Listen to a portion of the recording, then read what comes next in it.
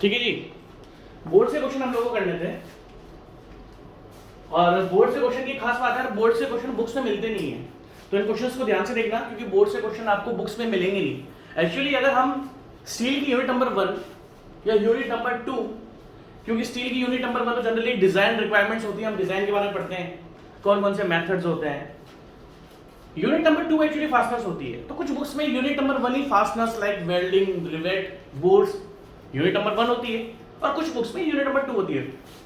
अगर हम बात करें तो यूनिट नंबर 1 में क्या मिलता है, हमें मेथड्स मिलते हैं, लिमिट स्टेट मेथड क्या होता है ना, तो उस बारे में बात करेंगे। ठीक है, क्वेश्चंस को ध्यान से देख लेना।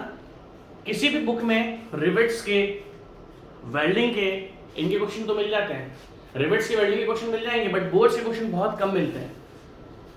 तो ये बोर्ड से क्वेश्चन जो मैं करा रहा हूं इनको ध्यान से देखना, ठीक है, क्योंकि बोर्ड से क्वेश्चन एग्जाम में आते हैं और फाइनली फिर वो हमको मिलते नहीं है। ठीक है, boards are most suitable to carry. Question number 1 क्या है हमारा, boards are most suitable to carry. देखो सिंपल सी बात है, जब बोल्ट और नट को जब हम टाइट करते हैं, लाइक ये बोल्ट है आपका, है ना, ये इसका हेड है, ठीक है, आपने यहाँ पर नट टाइट कर दिया। जब हम इसमें नट को टाइट करते हैं बोल्ट में, तो क्या होता है, आपका टेंसाइल फोर्स डेवलप होता है। सबसे पहले अगर हम बोल्ट में नट के बारे में बात करें, देखो अगर मैं बोलूं कि डिफरेंट डिफरेंट टाइप के, कौन से टाइप के बोल्ट्स होते हैं, तो जनरली 2 टाइप के बोल्ट्स होते हैं, एक होता है बियरिंग,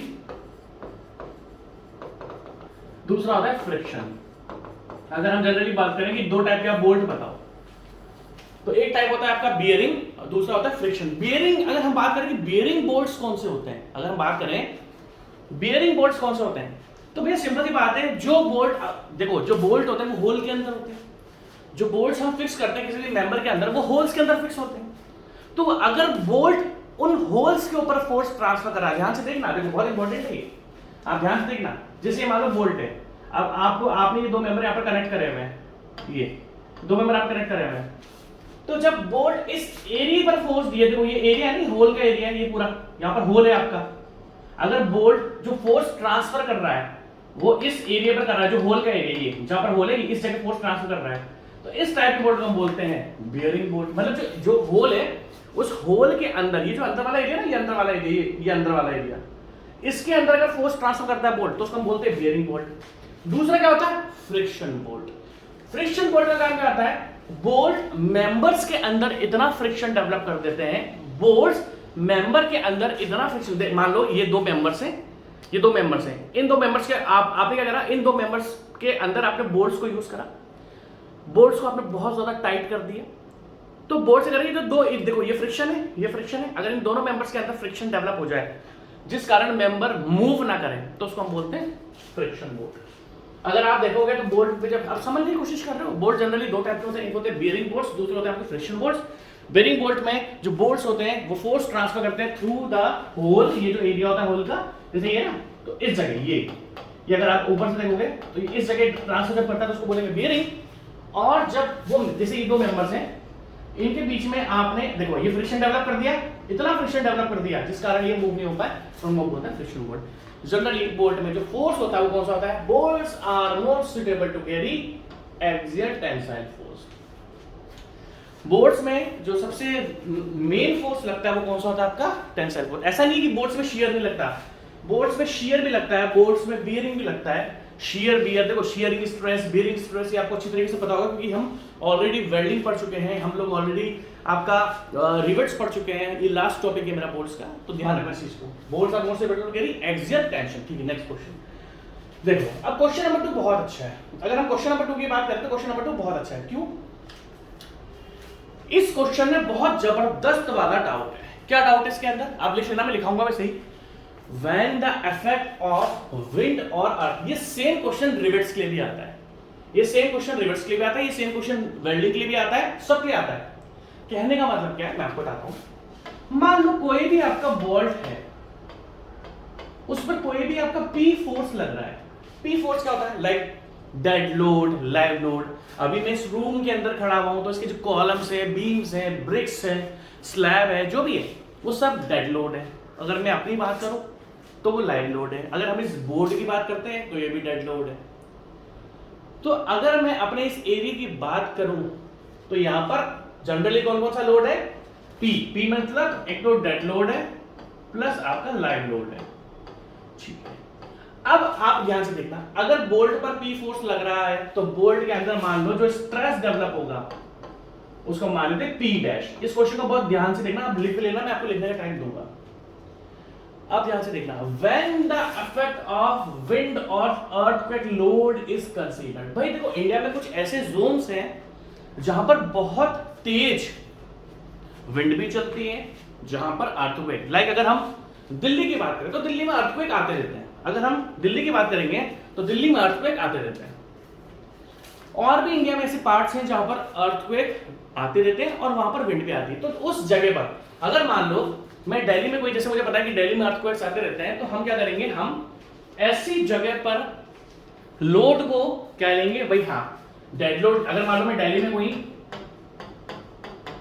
स्ट्रक्चर डिजाइन कर रहा हूं, मुझे पता है कि यहाँ पर अर्थक्वेक आते रहते हैं, तो एक तो अगर मैं कोई भी स्ट्रक्चर डिजाइन करूंगा तो एक तो भाई उसमें डेड लोड तो लगेगा ही लगेगा, मेंबर्स का जो लोड होगा, उसमें लाइव लोड भी होगा, भाई मूव भी तो करेंगे, इंसान मूव करेंगे, प्लस वहां पर आपको ध्यान से देखना अर्थक्वेक लोड भी लगता है प्लस विंड लोड भी लगता है। अब ध्यान से देखना, अब बात क्या है, ध्यान से देखो आप, जहां पर बोल्ट पर ओनली P फोर्स लग रहा था, P फोर्स इसका था dead load plus live load, और उसकी वजह से जो स्ट्रेस जनरेट हो रहा था P डैश।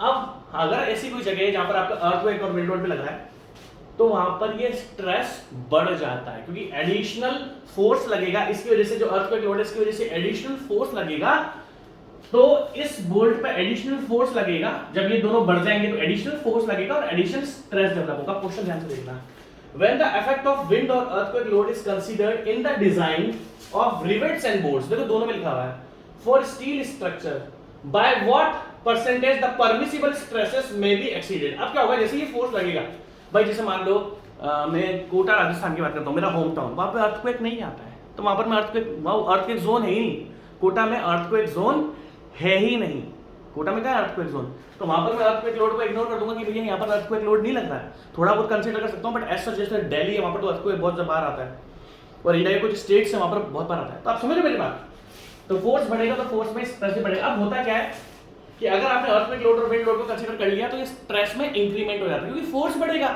अर्थक्वेक की वजह से, तो उसमें स्ट्रेस भी बढ़ेगा। क्वेश्चन ये पूछा गया कितना परसेंट स्ट्रेस पड़ता है, तो बहुत अच्छा क्वेश्चन है, बहुत कंफ्यूजन वाला क्वेश्चन है, ध्यान से देखना। अगर हम बात करते हैं रिवेट्स और बोल्ट्स की, ये क्वेश्चन बहुत कंफ्यूजन वाला है भाई। रिवेट्स और बोल्ट्स की अगर मैं आपसे बात करूं तो ये आपने कहां पर यूज करेंगे भाई साहब, दो मेंबर्स को कनेक्ट करने के लिए यूज करोगे आपने, रिवेट्स या बोल्ट्स दो मेंबर्स को कनेक्ट करने के लिए यूज करे होंगे। तो एक तो आप लिखो रिवेट्स और बोल्ट, दूसरा करो मेंबर्स। देखो बहुत अच्छा क्वेश्चन है, इसको लिख लेना आप, इसमें बहुत जबरदस्त कंफ्यूजन होता है। अगर कहीं पर अर्थक्वेक लोड और विंड लोड लग रहा है तो ऑब्वियसली स्ट्रेस में इंक्रीमेंट होगा, क्योंकि फोर्स में इंक्रीमेंट होगा तो स्ट्रेस अपने आप बढ़ेगा। अब इससे पूछा कितना परसेंटेज स्ट्रेस में हम इंक्रीमेंट मानते हैं। अब ध्यान से देखना, अगर मैं रिवेट या बोल्ट की बात करता हूं तो जो स्ट्रेस में इंक्रीमेंट होता है वो होता है आपका 25%। और अगर इन रिवेट्स और बोल्ट्स को आपने मेंबर से कनेक्ट कराया तो मेंबर्स में भी जो भाई मेंबर तो स्टील का होगा, मानो अगर हम स्टील स्ट्रक्चर की बात कर रहे हैं, अगर हम स्टील स्ट्रक्चर की बात करें तो मेंबर्स भी तो आपके स्टील के ही होंगे। इनकेस इमेजिन करो कि आपके स्टील के मेंबर्स हैं, तो रिवेट्स और बोल्ट्स में जो हम स्ट्रेस इंक्रीमेंट अलाउ करते हैं वो होता है 25%। 25% बढ़ जाएगा, 25% बढ़ेगा इसके, तो आपको उस तरीके से रिवेट और बोल्ट को यूज करना है। दैट मींस ज्यादा फोर्स लगेगा तो 25, जो मान लो आप कोई ग्रेड यूज कर रहे थे उसका आपको एक्स्ट्रा 25% यूज करना पड़ेगा, क्योंकि 25% एक्स्ट्रा लगता है। और अगर मैं मेंबर्स की बात करूं तो मेंबर्स पे इंक्रीज होता है 33%। ये दो बहुत कंफ्यूजन वाले क्वेश्चन है, क्योंकि मैक्सिमम जगह लोग इसका 33% आंसर टिक करके आ जाते हैं। आपको ध्यान रखना है कि अगर आपने किसी भी स्टील स्ट्रक्चर्स पर, कोई भी स्टील स्ट्रक्चर है जिस पर विंड लोड और अर्थक्वेक लोड आपको लग रहा है, तो आपको स्पेशली ध्यान रखना है कि अगर हम विंड लोड और अर्थक्वेक लोड के बारे में डिस्कस करेंगे तो रिवेट्स और बोल्ट्स पर तो इंक्रीज होता है 25% और मेंबर्स पर होता है 33%। और यहां पर आप ध्यान से देखो उसने क्वेश्चन क्या पूछा है, by what percentage of rivets and bolts. यहां पर इसने आपसे रिवेट्स और बोल्ट पूछा है, रिवेट्स से मतलब 25%। अगर ये मेंबर्स ने पूछता कि मेंबर्स में कितने इंक्रीज होता है तो उसका आंसर है 33%, तो इसका आंसर हो जाएगा 25%। और ये कभी कभार कुछ 1.25 या 1.33 भी लिखा परसेंटेज है ना, मतलब 100% में अगर हम 25% इंक्रीज करेंगे तो कितना हो जाएगा 1.25, और अगर 100% में 33% इंक्रीज करेंगे तो हो जाएगा 1.33। तो ये कुछ इस तरीके से भी आपका आंसर लिखा हुआ था, इस क्वेश्चन को ध्यान से देखना। Next question, the maximum longitudinal pitch. देखो अगर हम पिच के बारे में बात करें तो पिच के क्वेश्चन तो हम रिवर्स में भी बहुत बार कर चुके हैं। अगर मैं आपसे पिच के बारे में बात करूं तो पिच के क्वेश्चन तो हम रिवर्स में भी बहुत बार कर चुके हैं, ठीक है। अगर मैं आपसे डिस्कस करूं, भाई सिंपल सी बात है, रिवेट और बोल्ट्स की जो पिच का फॉर्मूला है वो आपका बिल्कुल सेम है, अलग बिल्कुल भी नहीं है, ठीक है। अगर हम लोग डिस्कस करते हैं पिच होती क्या है, भाई देखो सिंपल सी बात है, ये आपको बोल्ट,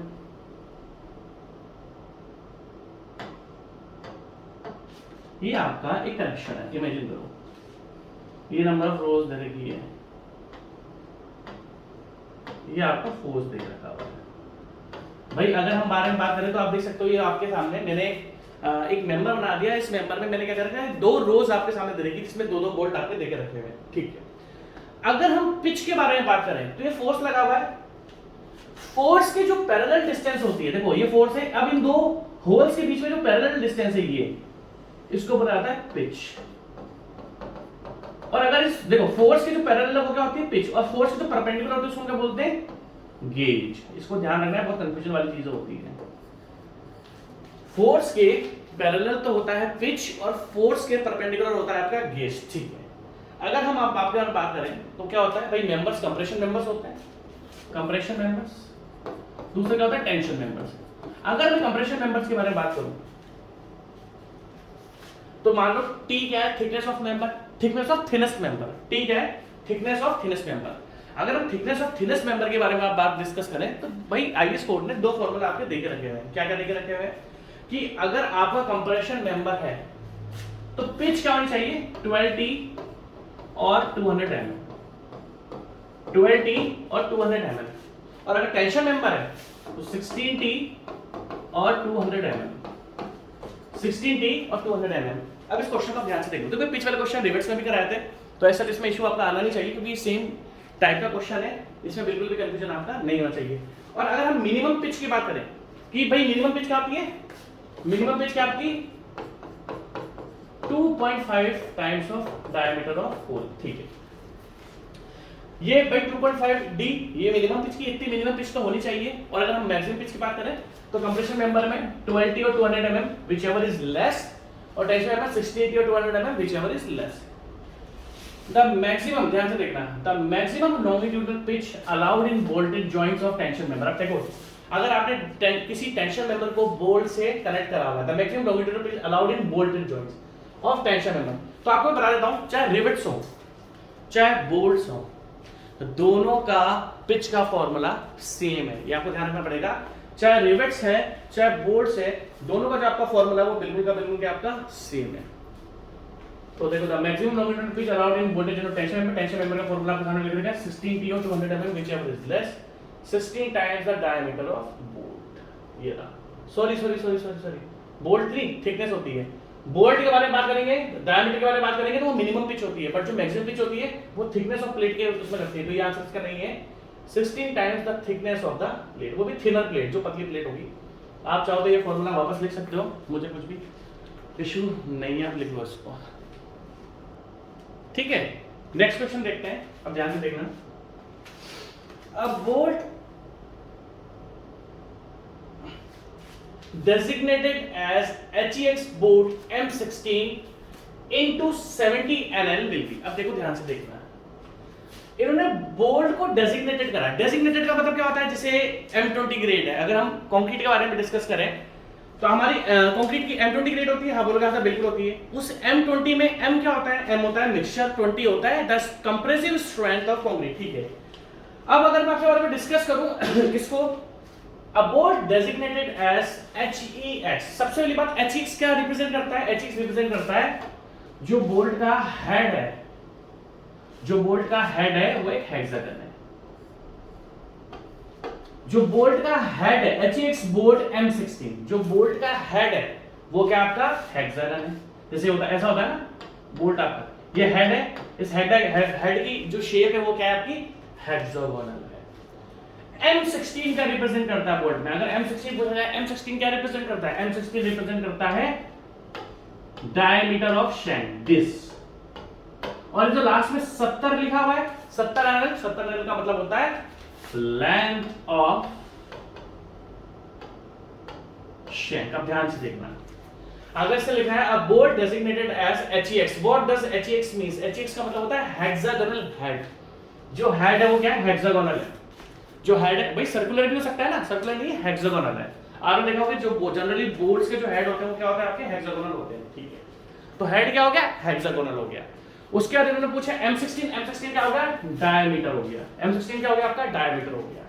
और 70 क्या हो गया? जो बोल्ट की स्टैंक की लेंथ होती है, इस हेड को इंक्लूड नहीं करते हैं। लास्ट में लिखा होगा ना इनटू सेंटीनल, ये क्या होता है? जो लेंथ है आपकी स्टैंक की। अब क्वेश्चन ध्यान से देख रहे हो। A bolt designated as HEX bolt M16 क्या होती है? डायमीटर ऑफ जो हमारा सेंटर वाला पोर्शन शैंक रहता है, और जो उसकी लेंथ होती है वो 70 से रिप्रेजेंट हो रही है। अब देखो diameter of 16 mm yes, diameter of 70 mm no, length of 16 mm no, cross section area of 16 no. देखो एक्चुअली बच्चा पता है क्या समझता है, जैसे ये 70 M16 का मतलब साफ साफ पता है। M16 का मतलब क्या है? 16 रिप्रेजेंट्स डायमीटर ऑफ जो शैंक है, डायमीटर ऑफ बोल्ट जो होल के अंदर जाएगा वो डायमीटर होती है। देखो दो चीजें, एक होती है डायमीटर ऑफ हेड, जैसे ये अलग चीज है, ये अलग चीज है, ये अलग होती है। यहाँ पर हमेशा जो M16 होता है वो डायमीटर ऑफ शैंक होता है, जो बीच वाला पोर्शन होता है आपका। ये हो गया हेड, ये हो गया आपका शैंक, हेड शैंक, ठीक है। तो यहाँ पर 16 का रिप्रेजेंट, ये बोल्ट का रिप्रेजेंट कर रहा है कि 16 डायमीटर है और 70 लेंथ है। तो diameter of 16 mm yes, this is correct option. अगर इसमें ये भी लिखा होता कि लेंथ, अब इसमें क्या diameter 70 mm no, length of 70 mm, length of 16 mm no, length of 70 mm, ठीक है। आई होप आपको समझ में आ गया होगा। For the reversal of stresses the most suitable bolt is, अब ध्यान से देखना। अगर मैं आपसे बारे में बात करूं अलग अलग ग्रेड के अकॉर्डिंग, अलग अलग ग्रेड के अकॉर्डिंग हमारे पास 3 बोल्ट्स होते हैं। कौन कौन से होते हैं? फर्स्ट होता है हमारे पास ब्लैक बोल्ट, जिनकी सबसे कम स्ट्रेंथ होती है, ब्लैक बोल्ट्स।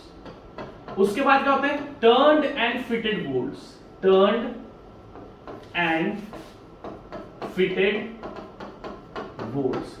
देखो हमने, देखो ध्यान से देखना, हमने on the basis of forces हमने बोल्ट्स को 2 कैटेगरी में डिवाइड करा था, bearing and friction. On the category of forces, forces की कैटेगरी में हमने इनको 2 पार्ट में डिवाइड करा था। एक होता है आपका बियरिंग और एक होता है आपका फ्रिक्शन। सिंपल सी बात है, कोई टफ नहीं है। हाँ सर बिल्कुल ठीक है। अब अगर मैं आपसे आगे की बात डिस्कस करूं, अब मैं डिसाइड कर रहा हूं, मैं आपको वहां पर फोर्सेस के ऊपर था, अब मैं आपके सामने जो बोर्ड को डिफाइन कर रहा हूं वो on the basis of grade, on the basis of strength, on the basis of strength. किसकी कितनी स्ट्रेंथ है, किसकी कितनी स्ट्रेंथ है? तो सबसे कम स्ट्रेंथ जिसकी होती है, जिसकी सबसे कम स्ट्रेंथ होती है वो कौन सा होता है हमारा? उसको हम बोलते हैं ब्लैक बोल्ट। जनरली इसकी ग्रेड क्या होती है? 4.6। अब मैं आपको बताऊंगा भी सही, अभी सब बताऊंगा। जो ब्लैक बोल्ट की ग्रेड होती है वो कितनी होती है हमारे पास? 4.6। उसके पास आते हैं हमारे पास turned and fitted bolts. Turned and fitted की क्या होती है? 4.6 टू 8.8। सबसे ज्यादा जो स्ट्रेंथ हमारे पास आती है वो आती है high HSFG, high strength friction grip, friction grip bolts. सबसे ज्यादा जो हमारे पास स्ट्रेंथ आई अबव 8.8 होती है। अभी आपको सर ये भी कंफ्यूजन होगा कि सर एक बात बताइए कि आपकी जो स्ट्रेंथ है, जिससे आपने 4.6 लिख दिया, आपने 4.6 से 8.8 लिख दिया, सर इसका मतलब क्या है? और ये HSFG 8.8 से लेके 10.9, इन सबकी 3 कैटेगरी में बोल्ट है। फर्स्ट है आपका ब्लैक बोल्ट, जिसकी सबसे कम स्ट्रेंथ होती है, वो इनकी फिनिशिंग भी अच्छी नहीं होती है। सेकंड होता है आपका टर्न्ड एंड फिटेड बोल्ट, इनकी 4.6 टू 8.8 होती है। और थर्ड होता है आपके पास high strength friction grip bolts, जिसकी होती है 8.8 टू 10.8। जैसे कि अब मैं आपको एग्जांपल देता हूं, ब्लैक बोल्ट की स्ट्रेंथ कितनी है? अब ध्यान से देखना, 4.6। इस आगे वाले को देखो और इसको 100 से मल्टीप्लाई कर दो, आगे वाली डिजिट को देखो और इसको 100 से मल्टीप्लाई कर दो। अगर मैं 4 को 100 से मल्टीप्लाई करूंगा, अगर मैं 4 को 100 से मल्टीप्लाई करूंगा तो मेरे पास क्या वैल्यू हो जाएगी? 400। दैट मींस 400 इसकी अल्टीमेट टेंसाइल स्ट्रेंथ है, अल्टीमेट टेंसाइल स्ट्रेंथ। अब इससे बच्चों का कंफ्यूजन हो रहा है। इसकी यूनिट हमेशा लोग बच्चे ले लेते हैं न्यूटन पर एमएम स्क्वायर। इसकी यूनिट होती है केजी पर सेंटीमीटर स्क्वायर। आपको ध्यान रखना कि जब हम इस जो ग्रेड ऑफ बोल्ट होती है ना, तो बहुत ध्यान रखना पड़ेगा। ग्रेड ऑफ बोल्ट में जो फेलियर डिजिट है, जब मैं उसको 100 से मल्टीप्लाई करूंगा तो मुझे मिल जाएगी अल्टीमेट टेंसाइल स्ट्रेंथ। और आपको हमेशा ध्यान रखना है ये हमेशा केजी पर mm square, centimetre square MM square, ये कभी भी न्यूटन पर एमएम स्क्वायर में नहीं होती, केजी पर एमएम स्क्वायर में होती है। ठीक है, अब आपको ध्यान से देखना दूसरी बात, केजी पर एमएम स्क्वायर। अब इस 400 का आप क्या करो, 400 को 0.6 से मल्टीप्लाई कर दो तो वो आएगा 400 को अगर मैं 0.6 से करूंगा तो क्या आ जाएगा 240। अगर 400 को मैं 0.6 से मल्टीप्लाई करूंगा तो क्या आता है 240। तो दैट मींस 400 तो अल्टीमेट टेंसाइल स्ट्रेंथ है, टेंसाइल स्ट्रेस या स्ट्रेंथ है। और अगर हम इसको 0.6 से मल्टीप्लाई करेंगे तो 400 मल्टीप्लाई बाय 0.6 कितना हो गया 240। 240 इसकी होती है यील्ड स्ट्रेस। इस तरीके से अभी मैं आपको एक्सप्लेन करता हूं, देखो तो ध्यान से देखो। जैसे हमने मान ली इसकी स्ट्रेंथ है, जो high strength friction grip voltage की स्ट्रेंथ कितनी है 10.9। तो 10 को 100 से मल्टीप्लाई करो तो आपका 10 into 100 क्या होगा 1000 kg पर mm स्क्वायर। तो इसकी अल्टीमेट स्ट्रेंथ हो गई, अल्टीमेट टेंसाइल स्ट्रेंथ। और 1000 को 0.9 से मल्टीप्लाई करो, 1000 को 0.9 से मल्टीप्लाई करोगे तो क्या जाएगा 900 kg पर mm स्क्वायर इसकी हो गई ये स्ट्रेंथ। आई होप आपको ये चीजें समझ में आ चुकी होंगी किस तरीके से ग्रेड ऑफ बोल्ट। पहली बात तो ग्रेड ऑफ बोल्ट कितनी होती है, जनरली ब्लैक बोर्ड की क्या होती है 4.6, टर्न्ड एंड फिटेड बोर्ड्स की होती है 4.6 to 8.8 एंड एचएसएफजी की क्या होती है 8.8 to 10.9। अगर मैं आपसे पूछूं कि सबसे ज्यादा जो आपको स्ट्रेंथ दिख रही है यहाँ पर किसकी दिख रही है, अगर हम ये बात करें सबसे, अरे यार ना ना ना, अरे गड़बड़ कर दी 100 नहीं 10 से होगा, 10 से गड़बड़ कर दी है। 100 नहीं होगा 10 से मल्टीप्लिकेशन होता है, मेरे मुंह से 100 निकल गया, समझ लो मेरी बात। सॉरी ये यार ये 10 से मल्टीप्लाई होता है, 100 से मैंने गलत कर दिया इसको। 40 जैसे ये 4.6 है ना, तो ये 4 into 10 होता है केजी पर एमएम स्क्वायर। केजी पर एमएम स्क्वायर क्या करते हैं 10 से मल्टीप्लाई करते हैं, ये गलती कर दी मैंने, 100 से मल्टीप्लाई करते हैं 10 से मल्टीप्लाई होता है। अब इसको करेक्शन कर देंगे, गलती कर दी मैंने। वो एक्चुअली मैं मेगा पास, क्योंकि जब हम मेगा पास्कल्स की बात करेंगे तो वैल्यू अप्रॉक्स क्या आती है, जैसे हम लोग बात करते हैं जैसे मान लो हम क्या करते हैं 400, जैसे ये 4.6 है, 4.6 को आप जब 10 से मल्टीप्लाई करोगे ये 10 आएगा या 10, हर जगह 0 करो। अगर आप केजी पर एमएम स्क्वायर में कर रहे हो तो 10 से मल्टीप्लाई करना है। और जब हम केजी पर एमएम स्क्वायर को न्यूटन पर एमएम स्क्वायर में करेंगे, जैसे मान लो ये कितना है 24 है, कैलकुलेटर का ये कितना है 24 into 9.8 करो, 24 into 9.8 234 या 235। देखो कंफ्यूज मत होना, केजी पर एमएम स्क्वायर में आपको इसको 10 से मल्टीप्लाई करना है और उसी 10 से जैसे 40 केजी पर एमएम स्क्वायर आया, इसको जब मैं 0.6 से मल्टीप्लाई करूंगा तो ये आपका आ जाएगा 24 केजी पर एमएम स्क्वायर। अब इसको अगर मुझे न्यूटन पर एमएम स्क्वायर में करना तो मुझे इसको 9.8 से मल्टीप्लाई करना पड़ेगा। तो 24 केजी पर एमएम स्क्वायर को आपको 9.8 से मल्टीप्लाई करना पड़ता है तो वो न्यूटन में आ जाएगा। तो 24 को जब मैं 9.8 से मल्टीप्लाई कर रहा हूं तो आ रहा है 235 न्यूटन पर एमएम स्क्वायर। एक्चुअली जब हम न्यूटन इस वैल्यू को न्यूटन पर एमएम स्क्वायर में लेके आते हैं, मैं आपको बता रहा हूं, जब इस वैल्यू को जब हम न्यूटन पर एमएम स्क्वायर में लेके आते हैं तो अप्रॉक्स 100 का डिफरेंस आता है। जब मैं केजी में कन्वर्ट करूंगा तो 10 का आता है। ध्यान से देखना, प्लीज इसको ध्यान से देखना। जैसे मान लो जब हमें केजी को न्यूटन में कन्वर्ट करना तो हमें 9.8 से मल्टीप्लाई करना पड़ता है। भाई केजी को अगर आप न्यूटन में मल्टीप्लाई कन्वर्ट करोगे तो आपको केजी को 9.8 से मल्टीप्लाई करना, ठीक है। बात क्या है कि जब इस ग्रेड को आप न्यूटन पर एमएम स्क्वायर में कन्वर्ट करते हो तो अप्रॉक्स 100 का डिफरेंस आता है। एग्जांपल देता हूं, जैसे ब्लैक बोल्ट 4.6 ग्रेड है, तो अगर इसको मैं डायरेक्ट न्यूटन पर एमएम स्क्वायर में करता हूं और 9.8 ना लेके मैं 10 ले लूंगा तो 4 into 100 in terms of Newton पर एमएम स्क्वायर आपको 100 से मल्टीप्लाई करना पड़ेगा। अप्रॉक्स 100, एक्जेक्टली 100 होगा 98, क्योंकि अगर न्यूटन को केजी कन्वर्ट करना तो 9.8 से मल्टीप्लिकेशन होगा, ठीक है। देखो मैं कंफ्यूज हो गया था थोड़ा, आप कंफ्यूज मत होना। इसको अगर आप 10 से मल्टीप्लाई करोगे 40 into 10 तो केजी पर एमएम स्क्वायर में वैल्यू आएगी। इसको अगर आप 100 से मल्टीप्लाई करोगे तो आएगी न्यूटन पर एमएम स्क्वायर, ठीक है। आई होप ये चीज आपको समझ में आ गई होगी। नेक्स्ट अब ध्यान से देखना, आपने लिखा होगा फॉर रिवर्सल ऑफ स्ट्रेसेस। पहली बात तो रिवर्सल ऑफ स्ट्रेसेस होता क्या है।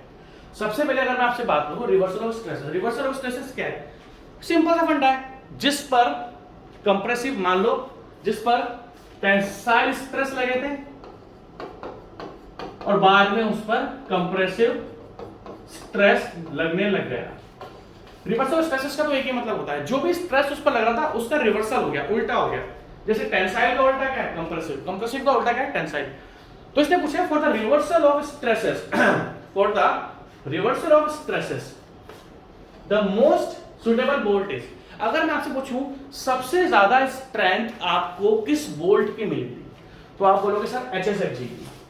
भाई सिंपल सी बात है, जिसकी जितनी ज्यादा स्ट्रेंथ होगी वो उतना ही ज्यादा रिवर्सल ऑफ, मान लो उस पर टेंसाइल स्ट्रेस लगा था और अब उस पर एकदम से कंप्रेसिव स्ट्रेस लगने लग गया, पहले तो इस पूरे कांसेप्ट को क्या बोलते हैं? Reversal of stresses.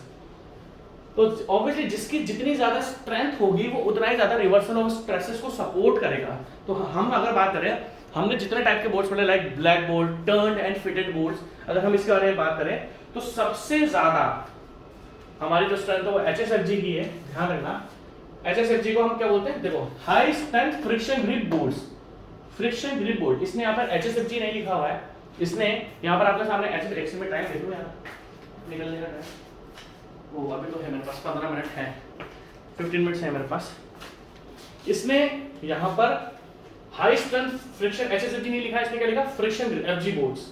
तो याद रखना कि HSFG को फ्रिक्शन ग्रिप बोल्ट्स बोला जाता है, तो इसका आंसर ऑब्वियसली सी होगा। क्यों होगा? क्योंकि भैया इसके अंदर बहुत ज्यादा स्ट्रेंथ होती है। 8.82 लेके, लाइक मैं लास्ट तक लेकर रहा हूँ, 8.82 लेके 10.9। अब ध्यान से देखना, अगर मैं इसको केजी, मैं आपको एक बार लास्ट बार क्लियर कर देता हूँ, 8.8 को आप केजी पर एमएम स्क्वायर में कन्वर्ट कर रहे हो, अगर केजी में करो तो 10 से मल्टीप्लाई होगा, दैट मींस 80 केजी पर एमएम स्क्वायर। अब ध्यान से देखना, आपकी अल्टीमेट स्ट्रेंथ होगी, अल्टीमेट स्ट्रेंथ यील्ड स्ट्रेंथ और अल्टीमेट स्ट्रेंथ टूट जाएगा मेंबर, जिस पर मेंबर टूट जाए वो अल्टीमेट स्ट्रेंथ होती है। यील्ड स्ट्रेंथ क्या होता है? जहां पर प्लास्टिसिटी रिकवर ना होता है, या स्ट्रेंथ ऑफ मटेरियल में आपको पढ़ा था मैंने। देखो, अल्टीमेट स्ट्रेस क्या होता है? जहां पर मेंबर टूट जाता है। यील्ड स्ट्रेस क्या होता है? जहां पर वो अपनी इलास्टिसिटी को मिस कर देगा, वो प्लास्टिसिटी जोन में एंटर कर जाता है, उसको यील्ड स्ट्रेस बोलते हैं। तो देखो 10 से मल्टीप्लाई करा तो हमें मिल जाएगा इन टर्म्स ऑफ केजी पर एम स्क्वायर। अब देखो, इसको अगर मुझे न्यूटन में कन्वर्ट करना है तो 80 मल्टीप्लाई बाय 9.8 है ना, 80 multiply by 9.8 which is equals to 784। तो ये आ गया 784 न्यूटन पर एम स्क्वायर। अभी हमने बोली यील्ड स्ट्रेस देखी है। अब अगर आपको सॉरी अल्टीमेट स्ट्रेंथ देखी है, अगर आपको यील्ड स्ट्रेस देखनी है तो आपको इस वैल्यू को 0.8 से मल्टीप्लाई करना पड़ेगा। 80 into 8 करोगे तो 64 आ जाएगा, दैट मींस 64 केजी पर एम स्क्वायर आ गई आपकी यील्ड स्ट्रेंथ या यील्ड स्ट्रेस। और अगर इस वैल्यू को मुझे न्यूटन पर एम स्क्वायर में चाहिए या मेगा पास्कल्स में चाहिए, न्यूटन पर एम स्क्वायर क्या बोलते हैं? Mega Pascal's.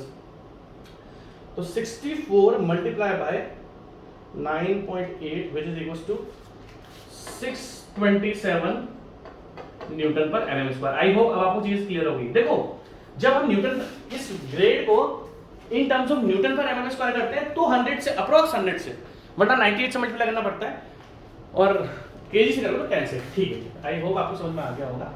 ठीक है, तो रिवर्सल ऑफ स्ट्रेसेस के लिए ऑब्वियसली हमारी HSFG की सबसे ज्यादा स्ट्रेंथ होती है। Next question, if a bolt, अब देखो, if a bolt of nominal diameter, देखो बोल्ट का जो नॉमिनल, जो शैंक का डायमीटर है, if the bolt of nominal diameter 18 mm, आपको ध्यान से देखना पड़ेगा, for the standard clearance hole as per IS 800 2007। ठीक है, अगर मैं आपसे बारे में डिस्कस करूं, सबसे पहले हम रिवेट्स पर आ जाओ, क्योंकि रिवेट्स में आपको टॉपिक पढ़ा चुका हूं। अगर हम रिवेट्स की बात करते हैं, क्योंकि बहुत बड़ा कंफ्यूजन है इसमें, अगर हम रिवेट्स की बात करते हैं तो रिवेट्स की जो डायमीटर होती है और 24 mm तक अप टू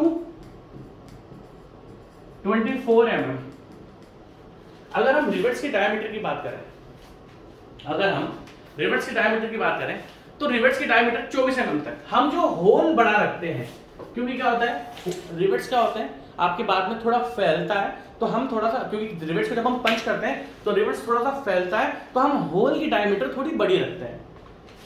तो अगर रिवेट्स की डायमीटर 24 mm तक है तो हम होल की जो डायमीटर होती है वो होती है rivet diameter plus 1.5, rivet diameter plus 1.5। और अगर 24 mm से बड़ी है, मोर देन 24 mm, अगर रिवेट्स की डायमीटर है तो हम ऐड कर देते हैं प्लस 2 mm। कहने का मतलब है कि अगर हम रिवेट्स की डायमीटर से होल की डायमीटर को कंपैरिजन करें, अगर हम रिवेट्स की डायमीटर से होल की डायमीटर को कंपैरिजन करें तो रिवेट्स की होल जो होते हैं 24 mm तक के जो रिवेट्स होंगे उनके लिए जो होल का डायमीटर होगा वो 1.5 mm बड़ा होगा। और अगर हम बात करते हैं किसकी, आपके 24 mm से ज्यादा की, तो आपका कितना बड़ा होगा, आपका 2 mm बड़ा होगा। अब अगर हम क्या बात करें सर, क्या देखो रिवेट्स का और बोल्ट्स का पिच सेम रखा जाता है, like minimum 2.5D diameter of bolt. अगर हम रिवेट्स के पिच की बात करें तो 2.5D मिनिमम पिच होती है। टेंशन के केस में 16T और 200 mm होती है। टैकिंग रिवेट्स भी सेम होते हैं, टैकिंग बोल्ट्स भी सेम होते हैं, बट रिवेट क्या होता है, फैलता है। अगर आप बोलोगे सर यही कॉन्सेप्ट क्या बोल्ट में भी लगता है, अगर आप बोलोगे सर बोल्ट डायमीटर और बोल्ट और होल्स में क्या रिलेशन है, तो क्या सर ये सेम रिलेशन है, मैं बोलूंगा नहीं। बोल्ट्स डायमीटर और होल्स में ये सेम रिलेशन नहीं होता। लाइक हमें क्या लगता है कि जो टेंशन मेंबर्स होते हैं, कंप्रेशन पिच विच होता है, सब कुछ सर, या फिर बोल्ट वैल्यू होती है, रिवेट वैल्यू होती है, सब कुछ सेम सी लगती है, क्योंकि बोल्ट के भी हम शियरिंग स्ट्रेंथ, बेयरिंग स्ट्रेंथ सब कुछ देख के मिनिमम बोल्ट वैल्यू निकालते हैं। सेम कॉन्सेप्ट पर हम रिवेट वैल्यू निकालते हैं, सब कुछ सेम सेम है बोल्ट और रिवेट में। बट रिवेट एक्सपेंड होता है, बट रिवेट क्या होता है आपका, एक्सपेंड होता है पंच होने के बाद, और बोल्ट आपका एक्सपेंड नहीं होता, बहुत कम एक्सपेंड होता है, मतलब फैलता है। तो आपको ध्यान रखना है कि इनके कॉन्सेप्ट होते हैं बिल्कुल अलग, ध्यान से देखना। अगर मैं बोल्ट के बारे में बात करूं, अगर मैं बोल्ट के बारे में बात करूं, 14 से 16 mm के अगर बोल्ट है, तो बोल्ट के केस में जो होल्स होगा वो बड़ा होगा 1 mm। अगर मान लो 16 से 24 तक के बोल्ट हैं, तो जो बोल्ट का होल डायमीटर होगा वो बड़ा होता है 2 mm। अगर बोल्ट्स आपके 24 है, मोर देन 24 mm से ज्यादा है, अगर बोल्ट्स आपके मोर देन 24 mm से ज्यादा है, तो जो बोल्ट का होल होगा वो होता है 3 mm। आपको मैंने दोनों चीजें लिख दी, ये बोल्ट्स के होल्स की डायमीटर है, ये रिवेट्स के होल की डायमीटर है। यहां पर दोनों में डिफरेंस होता है, बट बच्चा इसको ध्यान नहीं देता। बच्चा क्या करता है, बच्चा सोचता है कि दोनों के सेम फॉर्मूलाज हैं। दोनों के सेम फॉर्मूलाज नहीं हो सकते। हाँ, पिच के हो सकते हैं, स्ट्रेंथ के हो सकते हैं, बस दोनों के ग्रेड अलग अलग है। डिफरेंस क्या है, क्योंकि पिच विच में फोर्स सेम लगता है, बट यहाँ पर रिवेट्स फैलते हैं और बोल्ट्स आपके एक्सपेंड नहीं होते, तो इन दोनों के कॉन्सेप्ट अलग अलग है। 16 mm देखो, आप देख सकते हो कि अगर 14 से 16 में तो 1 mm बड़ा है, 16 से 24 mm तक है तो आपका 2 mm बड़ा है रिवेट के बोल्ट्स के होल का डायमीटर, और अगर 24 mm से बड़ा है तो आपका 3 mm है। अब आप क्वेश्चन देख लो, इसको आप लिख लो पहले, क्योंकि इसमें बच्चा कंफ्यूज होता है, और इन दोनों को एक साथ लिखना, क्योंकि इसमें कंफ्यूजन है ना बहुत ज्यादा है, तो इसमें आपको दोनों देखना पड़ेगा। ठीक है, अब आगे का देखो। सबसे आगे बात से लिखा है, if the bolt of nominal diameter, bolt की डायमीटर कितनी है 18 mm, बोल्ट की डायमीटर कितनी है 18 mm, then the gross dia for the standard clearance hole, मतलब जो होल होगा, जो होल आपका है उसका डायमीटर कितना होगा। देखो 18 mm किस में आ रहा है, 16 से 24 में, 16 से 24 में हम कितना बड़ा करते हैं 2 mm, 16 से 24 में हम कितना बड़ा करते हैं 2 mm, तो 18 mm प्लस 2 mm जो होल की डायमीटर होगी वो होगी आपकी 20 mm। ये ध्यान से देख लेना, होल की जो डायमीटर होगी वो कितनी होगी आपकी 20